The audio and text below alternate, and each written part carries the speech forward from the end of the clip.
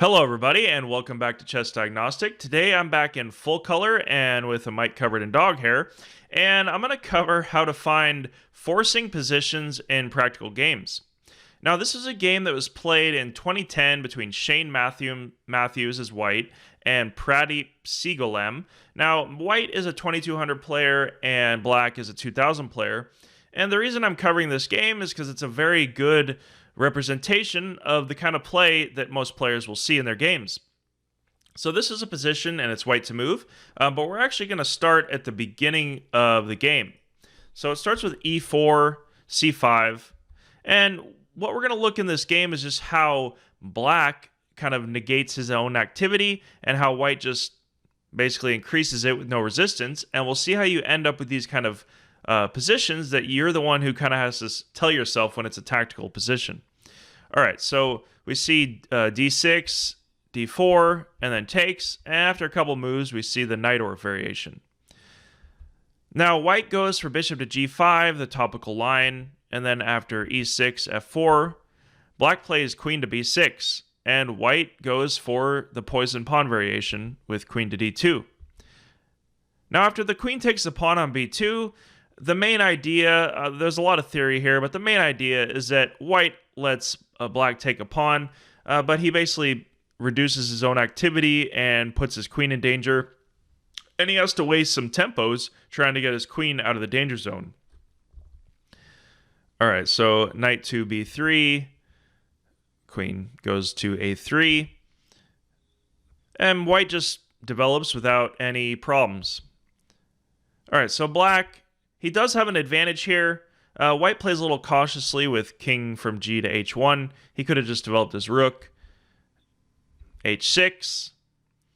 And now notice h6, it does push the bishop back, but it does create some weaknesses. And black really should just castle and play in the center. So he does castle. And now white is almost fully developed. And his simple plan is to just get his rooks into a kingside attack. And here's where black starts playing inconsequential moves that have zero plan, and this is a perfect example of not playing with any strategy and not playing actively. Now, you could simplify your strategy to just play in the center, to play on the queen side, or to play on the king side. It really can be that simple. And your main idea should just be, how do I increase my activity in that sector of the board that I want to play in? It doesn't have to be a perfect plan. You can check it with the computer after you play, but you really should play with a plan at all times. So it looks like black has the correct decision to either push d5 or to try to play in the center, but after f5, he really kind of freaks out and doesn't know what to do, and he brings his rook back. He's just wasting moves and reducing his own activity. And in the meantime, white is just increasing his own activity. All right, so you can see some more moves with white playing with a plan to attack on the king side, and another king move.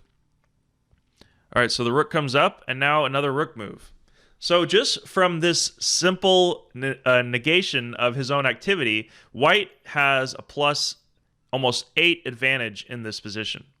And this is how you find forcing moves in practical positions. When you notice your opponent not necessarily giving you some tactical advantage or some 3-move tactic, if you notice them playing inactively, you should, while you're increasing your own activity, you should be looking for forcing moves on the side of the board that you want to play on. So for black, or for white, this would be actually on the king side. So he brings the rook in, and now the king goes over. And this was a position that we started the video with, if you want to solve it now. The move in this position might be rather obvious now that we've talked about it. And this is how you break through. And when you visualize a line, you should always visualize at least 2 or 3 moves deep to force yourself to look for any checks, captures, and threats. So if you visualize rook takes and then king takes, the next follow-up, which might seem crazy, would be queen takes. And that's exactly what happened. The game suddenly ended after king takes and then queen takes. And now if the king takes the queen, it's a very quick game with checkmate, the bishop covering these squares, and then g6, and the rook checkmating on the h-file. Now, there is somewhat of a more resistant defense if he doesn't take the rook, but of course his king side is going to fall apart after a couple more moves with like queen takes, and then he's going to win this knight. And if the king tries to escape, then it's just going to be brutal either way. Just queen takes, and now everything's threatened and everything falls apart. And of course, even if black does survive, then these pawns on the G and H files would win very easily in an endgame. And it's plus 12 in this position. And actually, after rook takes and queen takes, black resigned. So in these types of positions, forcing moves should rely on your own evaluation of activity, and you should always notice these kind of things. You kind of have to always be on alert, because that's how you'll find forcing moves in practical positions. All right, I'm going to make some more videos in the future covering this topic, because I do think it's quite interesting, because I've always had problems finding or missing tactics later in the game when you know you have an advantage, and it's kind of hard to find a breakthrough. And I do find that looking at seemingly random, basically looking at every check, capture, and threat, even if it looks random and crazy, it does lead to a lot of forced wins.